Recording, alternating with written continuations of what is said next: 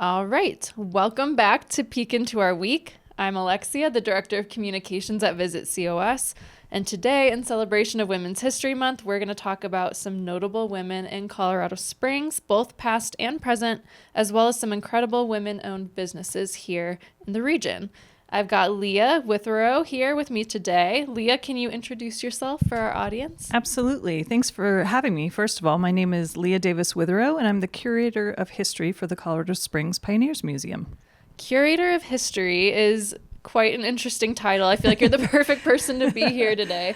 But what does that really mean? What do you do? Well, my job is to collect, preserve, and share stories of the Pikes Peak region, and I absolutely love it. It's my passion to tell stories. I think if you tell someone a good story, you have them hooked versus asking someone to memorize dates and names. Yeah, I totally agree with you.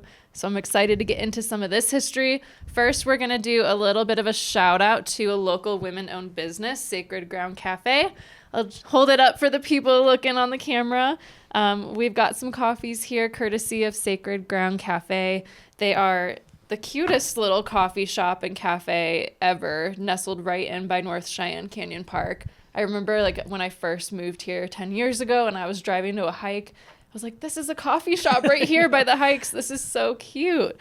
But it really is delicious. They have great food, great coffee, perfect ambiance out there on the patio. So check it out if you haven't been yet. They've got lots of dietary options too. Mm-hmm. It's a great place. All right, let's get started with some history. So we have to start, I feel, with Helen Hunt Jackson. Mm-hmm. That's a name a lot of people have heard because of Helen Hunt Falls, which is also right in North Cheyenne Canyon Park over there. That's right. And I think people remember the name. It stands out. They love the falls, but they don't necessarily dive into the history of who Helen Hunt Jackson is. So I'd love to hear from you some of the key points about her. Absolutely. Well, Helen Hunt Jackson is a great story because she comes to Colorado Springs just a couple of years after it's founded. And she comes here for her health. She already at that time was a famous author. So she arrives in Colorado Springs. It's a big deal. And she's sent out here on medical advice. She looks around and it's pretty bleak and dreary. And she says one could die of such a place alone, because Colorado Springs at that time didn't have a lot of trees, didn't have a lot of buildings. But she fell in love with Cheyenne Mountain. And it's so appropriate that Helen Hunt Falls and North Cheyenne Canyon Park, which was the first park in the city of Colorado Springs voters approved to purchase, by the way. And she continued to write prolifically. She wrote children's books, poems, she wrote novels, she wrote travel essays. But later in her life, she had an event that proved so profound that she switched the course and the direction of her writing and her passion, because she heard in 1879 Ponca Chief Standing Bear of the Ponca Indian tribe give a talk about the forced displacement, the forced removal of his people on their own Trail of Tears down to Indian Territory, in which several members of his family died. And the way he told this story, it impacted Helen Hunt Jackson so deeply that she began to research and write about American Indian history, but more importantly, about the United States government mistreatment of American Indians. And so literally, after hearing this talk, she was inspired to change directions in her career, and she began to advocate passionately on behalf of all American Indians across the country and published two really important works. One was called Century of Dishonor. It was a treatise, really, championing American Indian rights and calling out the United States government. It's a profoundly impactful book, and nobody read it. Wow. So then she changed her tactic. She wanted to write a book that people would read, but also that they would feel. Yeah. And so she wrote a novel, and the novel's name is Ramona.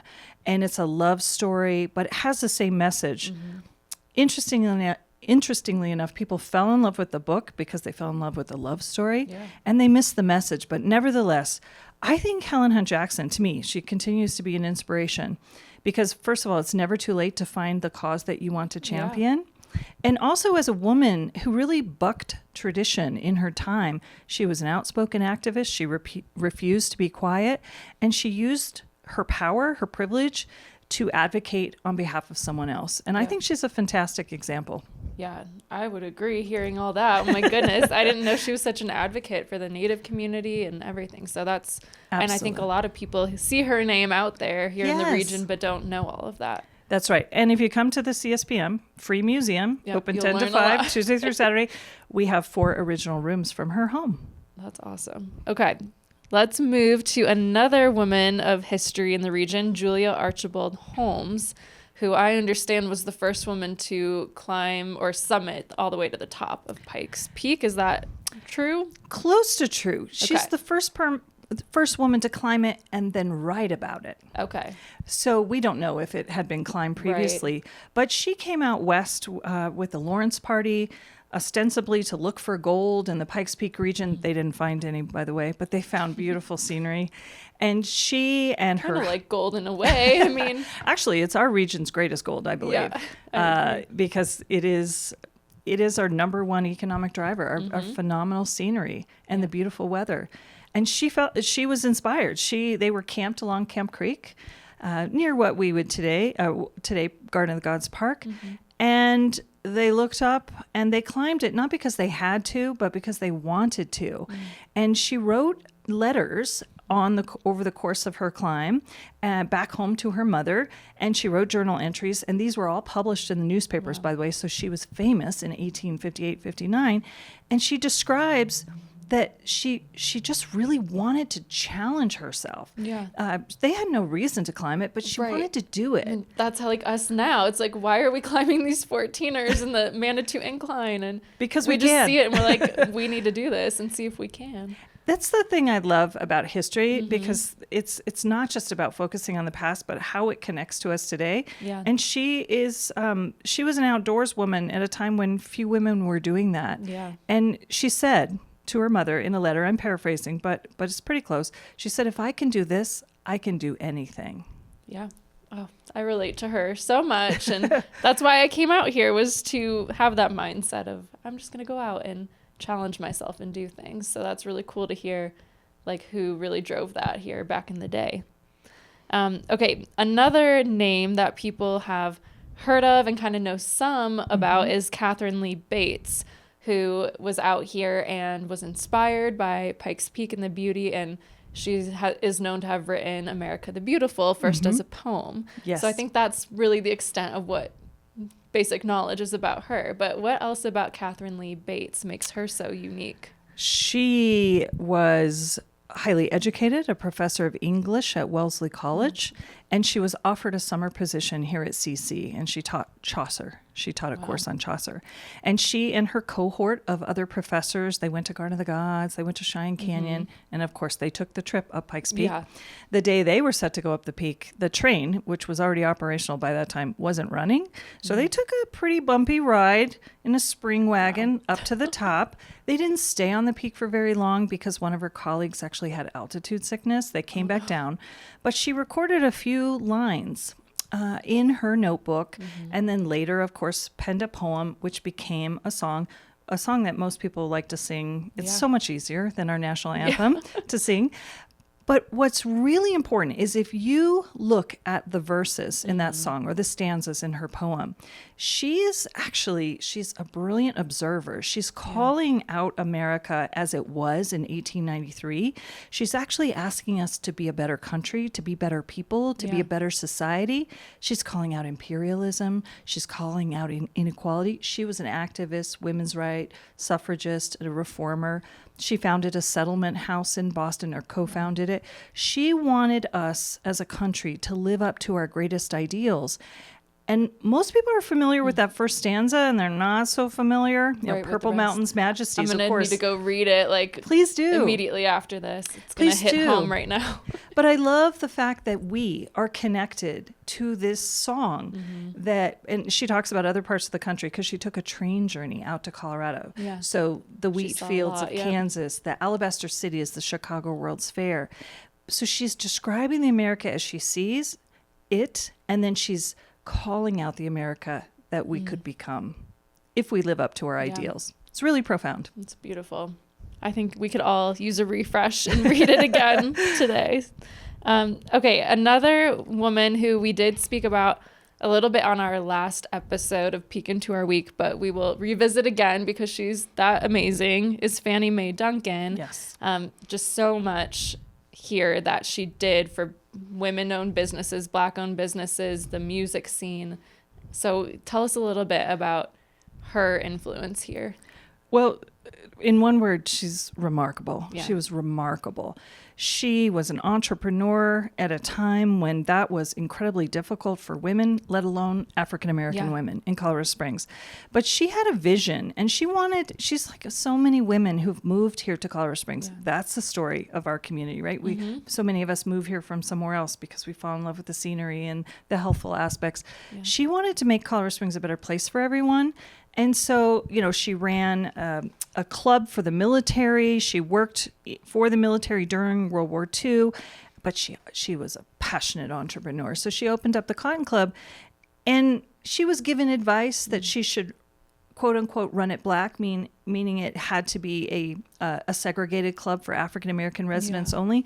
And she said no way. I mean, she stood up to the chief of police of the city of Colorado Springs and said, "I'll run it my way," which is everyone is welcome.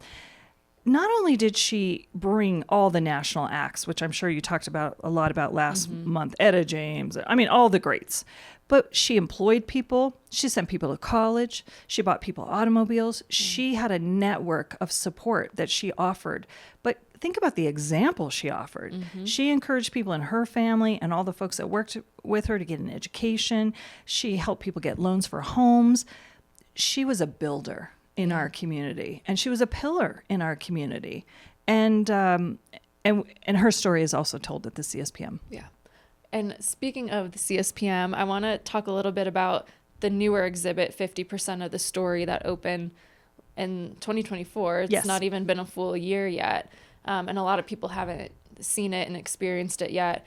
And that kind of blends like history and present day women in art and culture. So tell us a little bit more about that and how you curated it and how it came to be. Absolutely. Well, and thank you for allowing me this platform to talk about 50% of the Story, women expressing creativity.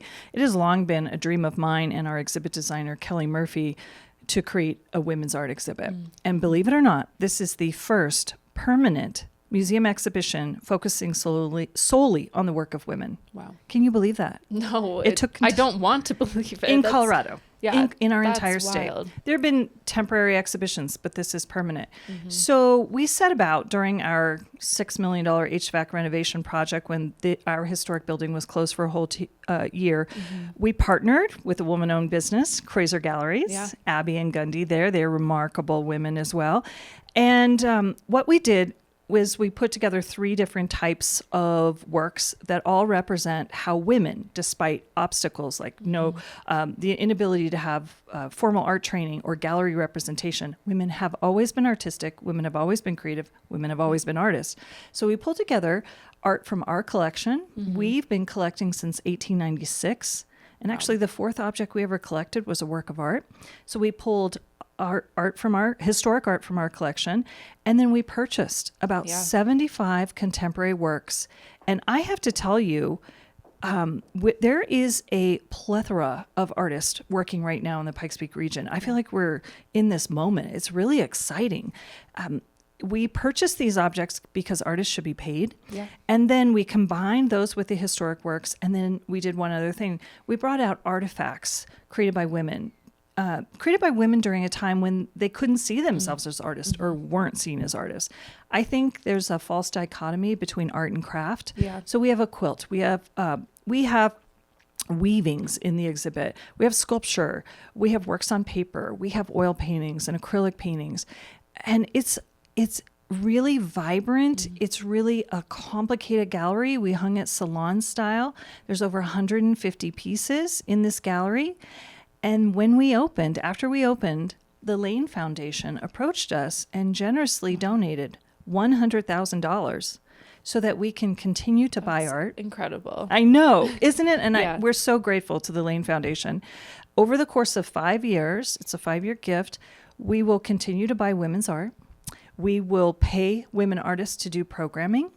And we want to make art more accessible for everyone.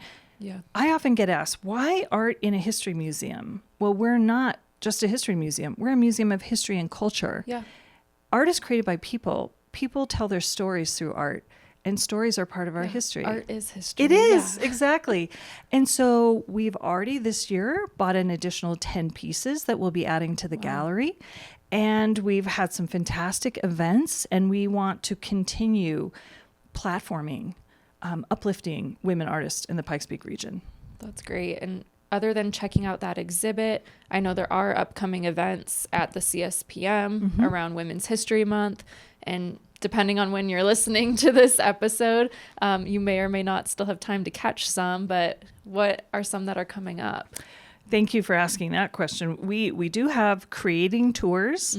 We're sort of challenging everyone. Everyone is creative. How are you creative? So these tours take folks all around the museum. Of course, we spend a lot of time in 50%, but we also talk about other creative works, and those are offered every Saturday, always free. Awesome. And then we have coming up next Thursday, March 20th, a Women in Jazz event where you get to listen to jazz music, learn about important women in the jazz movement. It's a free event, but you can purchase drink tickets. There'll be some little nibbles and cocktails available, wine and beer that you can purchase for $5 a ticket. And you can find out more information on our website. Very cool. And what is the website? Remind us. CSPM.org. Awesome. Okay. We're going to pivot a little bit to shout out some women-owned businesses in the region in honor of Women's History Month and places you can go. I'm going to sip my coffee too before we do this. This coffee is delicious. It's so good. Everyone should go to Sacred Ground Cafe.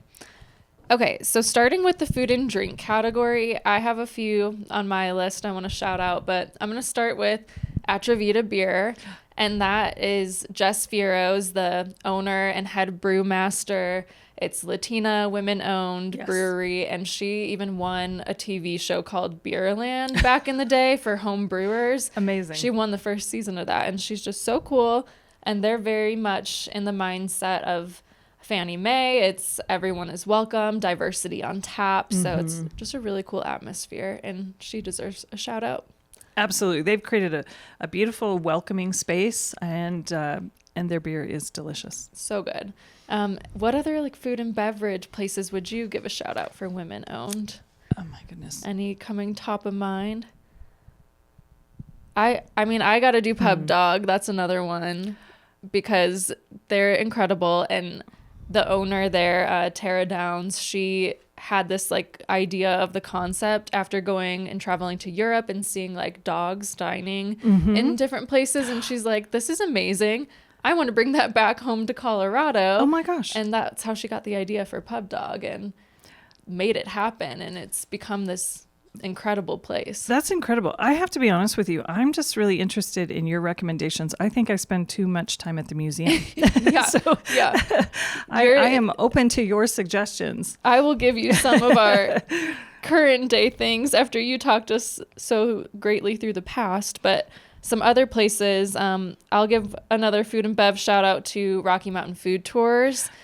Samantha Wood is the owner, and she has created this like amazing experience that does blend culture too with food, and they do different tours downtown. They've done some that are just focused on like coffee or cocktails, or it's like a robust 3-hour full like food scene tour, and they'll like walk you through like different things along your route too, like art and statues and history, and I've done it, and it was an incredible experience. Yes. I have actually been at some restaurants when they've come through, and I thought I need to do that because frankly I think it's always refreshing to see Colorado Springs through the eyes of someone else.